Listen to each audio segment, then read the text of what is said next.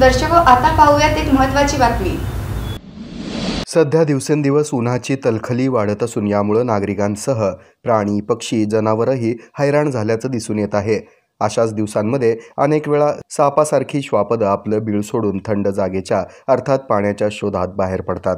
त्यामुळे अनेक वेळा रहिवाशी वस्त्यांमध्ये देखील ते आढळून येतात। सोलापुरातील कोटणीस नगर येथे अशाच पद्धतीनं एका सापाचा वावर आढळला। त्याला पकडण्यासाठी तात्काळ सर्पमित्राला पाचारण करण्यात आलं। यानंतर सापांबद्दल अधिक माहिती असलेल्या सर्पमित्रानं आपल्या कौशल्यानं त्याला पकडलं आणि त्याविषयी अधिक माहिती सांगत नागरिकांना आपल्या परिसरात किंवा घरात साप निघाल्यास घ्यावयाची काळजी, बाळगायची सतर्कता याबाबतची विशेष माहिती त्यांनी द न्यूज प्लसशी बोलताना दिली।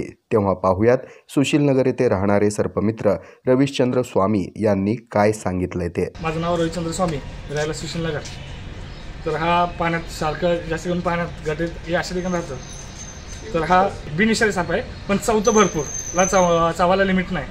आणि जेव्हा शेपटीने आपण उचलतो तर गोल फिरून शेपटी तोडायचा प्रयत्न करतो। काय आव्हान काय करणार साप जर निघाला तर? साप निघाला तर फक्त लांबणं लक्षात ठेवा, तर सर्पमित्राला जवळच्या बोलून घ्या, ती लवकरात लवकर येण्याचा प्रयत्न करतील, तसं आपल्याला सुरक्षितता पकडून त्याला निसर्गासमोर सोडलं जाईल।